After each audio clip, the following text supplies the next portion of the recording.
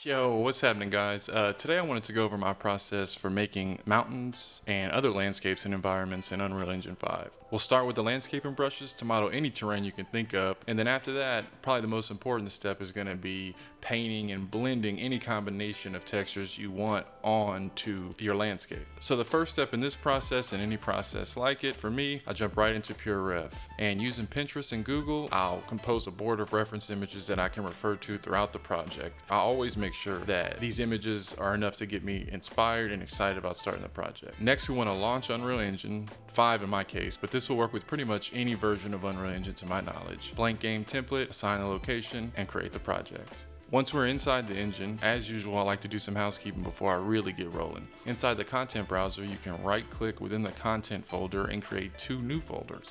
One I'll call levels and the other I'll call materials. And I colored these blue, you can color them whatever color you like. After that, we'll create a blank level and load that up. We'll go to Window, Environment Mixer, and add each one of these items to create some basic lighting. Then I like to go to Edit, Project Settings, and disable auto exposure. Finally, edit plugins, and I tend to enable a few plugins on every project. That's Render Movie Queue, Water and Water Extras, and the Landmass plugin. I enable all those at the beginning, so I only have to restart once. Then after we restart the engine like it prompts us to do in the bottom right, we can get started.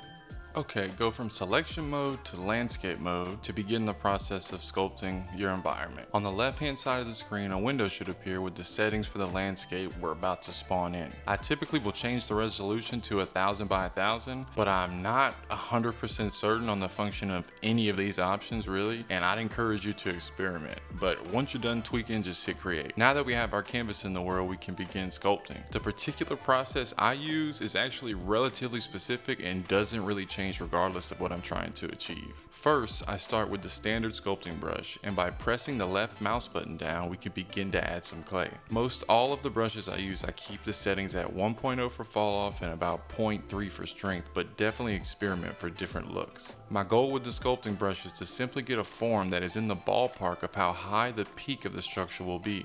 I then change to the flat brush, and by clicking on the highest point, we can then drag and spread out our clay until it is even, flat, and has the overall mass we're looking for basically. In this instance, I felt like making a volcanic type mountain thingy, so I hovered the mouse over what I intended to be the center of the peak, switched to the eraser brush, and just clicked one time to form the mouth. From this point, 90% of the work is going to be done with the erosion brush. With the erosion brush selected, we can begin to mold the clay and start shaping the look we're going for.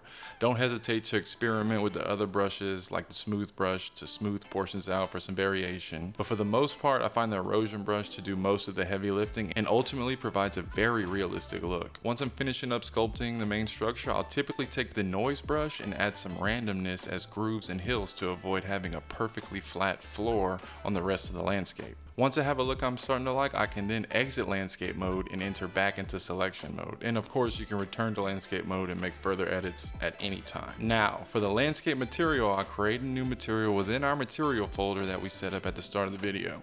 I'll just call it m_landscape and open it up. Once inside the material editor, I can right click and search for a landscape layer blend node and then hit enter. With that node selected, I can navigate over to the details panel on the left hand side and start adding to the array that is going to contain text strings that will represent my different textures. I'll press the plus button 3 times and name them rock, lava rock, and ground rock. I'll then need 4 copies of the layer blend node, 1 for each of the texture samples and 2 for the stack textures. And at this point, there are many different places to get quality textures online. I mean, there's textures.com, Polygon, I think, but Quixel Bridge is a no-brainer. Now, once I have the textures on Quixel Bridge, I can drag in the diffuse, normal, and the stacked texture that are provided by Quixel for each material, and I can drag them in the material editor. With the stacked textures, their data is typically split by channel. For instance, with these Quixel Bridge stacks, the red channel goes into the ambient occlusion, and the green goes into the roughness. I know that's a little confusing, but just stay with me. From this point, it's simply a matter of connecting all 3 diffuse textures of our 3 materials into the first layer blend and then connecting that output to base color. All 3 normal maps from our 3 different materials into the second layer blend, then connecting the output to the normal map.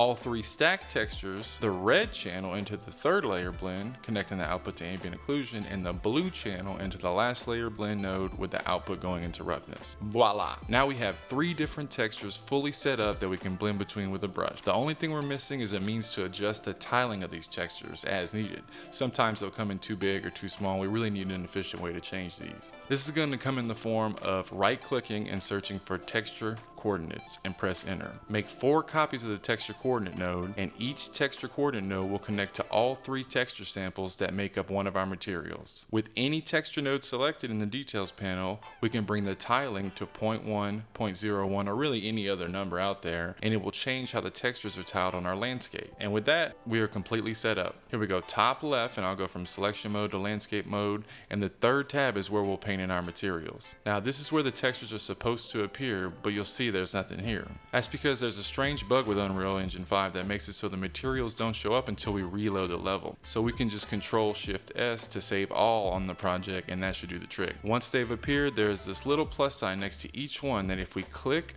we can create the assets the paintbrushes need and save them.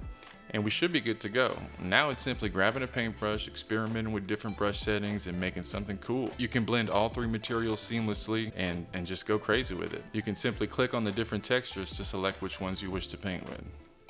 I hope this helped, guys. Talk to y'all next time.